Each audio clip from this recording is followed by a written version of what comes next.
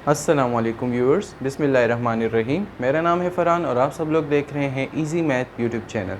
तो जैसा कि आप लोगों ने प्रीवियस वीडियो में देख लिया था कि हम टाइप्स ऑफ मैट्रिसेस डिस्कस कर रहे थे, ये उसी वीडियो का पार्ट 2 है।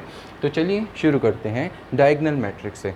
तो डायगोनल मैट्रिक्स हमारे पास सपोज़ करें एक मैट्रिक्स है A is equals to, yes, एक इम्पॉर्टेंट नोट है कि जो मैं जितने भी टाइप्स ऑफ मैट्रिक्स कर रहा हूँ ये सारे स्क्वायर मैट्रिक्स के टाइप्स हैं। ये हम सारे किसके टाइप्स पढ़ रहे हैं? स्क्वायर मैट्रिक्स के। A is equal to 1 2 3 0 0। ये हमारे पास एक मैट्रिक्स है जिसका ऑर्डर है 3/3, मीन्स 3 कॉलम्स हैं और 3 रोज़ हैं।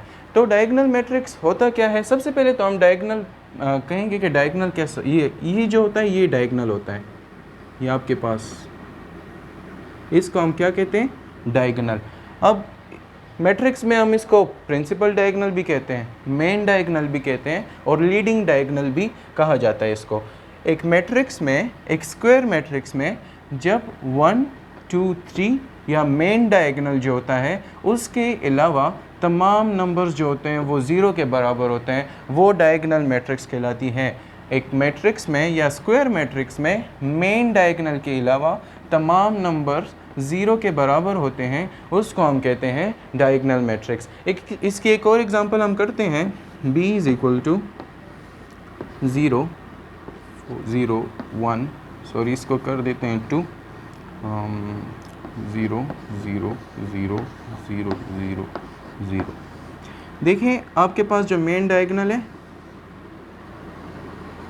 ये, खैर कोई बात नहीं, अगर आपके पास मेन डायगोनल में भी ज़ीरो आता हो कोई हर्ज नहीं होता उससे।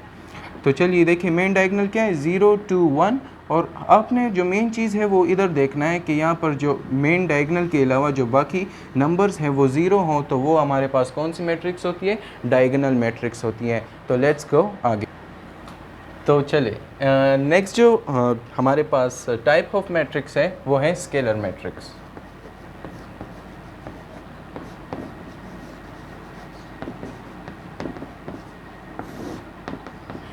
स्केलर मैट्रिक्स भी एक डायगोनल मैट्रिक्स है, लेकिन इसमें थोड़ा सा डिफरेंस है। वो है कि सपोज़ हमारे पास एक मैट्रिक्स है 1 1 1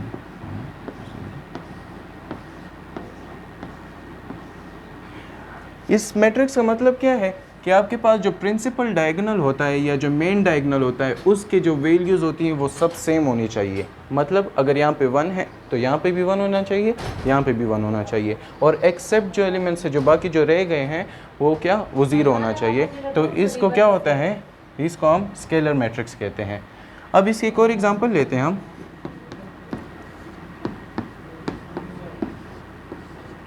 2/2 ही ले लेते हैं। चलिए देखिए ये मेन डायगोनल है इस मैट्रिक्स का। तो देखिए यहाँ पे -1 है, यहाँ पे भी -1 है, और जो रिमेनिंग नंबर्स है वो ज़ीरो के बराबर है, तो that is a scalar matrix. चलिए तो अब जो नेक्स्ट मैट्रिक्स की टाइप है वो है यूनिट मैट्रिक्स।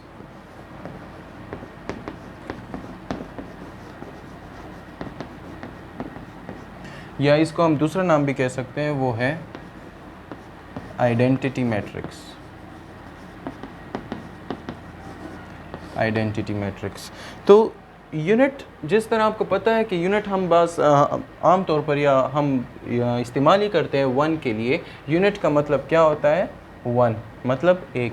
तो वो मैट्रिक्स, वो डायगोनल मैट्रिक्स यहाँ पे एक मैट्रिक्स में ले लेता हूँ जिसमें प्रिंसिपल डायगोनल लाजमी 1 के बराबर होगा। क्या?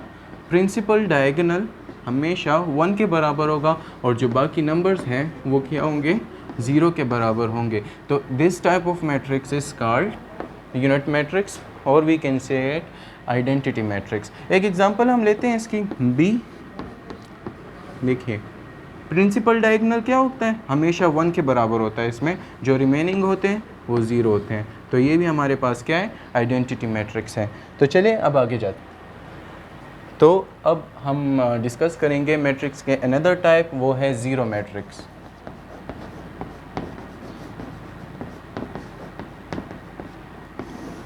तो जैसे नाम से ज़ाहिर है ज़ीरो मैट्रिक्स मतलब इसमें जो सारे एलिमेंट्स होंगे वो क्या होंगे, ज़ीरो ही होंगे।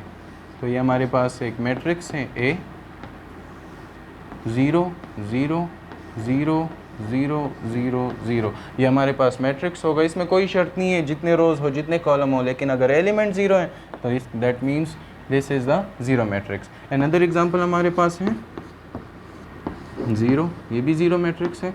चलिए एक और एग्जांपल ले लेते हैं 0 0 0, ये भी हमारे पास क्या है, ज़ीरो मैट्रिक्स है। तो अब आगे जाते हैं। अब जो नेक्स्ट चीज़ है वो है ट्रांसपोज ऑफ अ मैट्रिक्स। तो चलते हैं ट्रांसपोज की तरफ।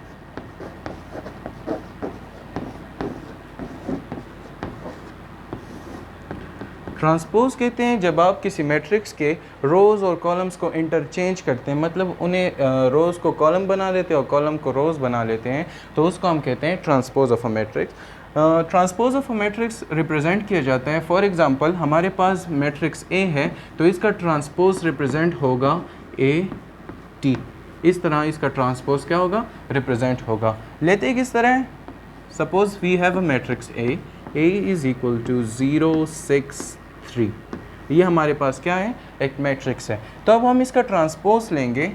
ट्रांसपोज किससे रिप्रेजेंट होता है, टी से। तो ट्रांसपोज देखें, मैंने आपको कहा है रो को कॉलम बना दे, ये रो है तो कॉलम बन जाएगा, ये भी रो है तो ये कॉलम बन जाएगा, ये भी रो है तो ये भी कॉलम क्या, कॉलम बन जाएगा। तो ये हमारे पास इस मैट्रिक्स का क्या है, ट्रांसपोज है। तो अब ट्रांसपोज ऑफ अ मैट्रिक्स की एक और एग्जांपल हम करते हैं। सपोज हमारे पास एक मैट्रिक्स है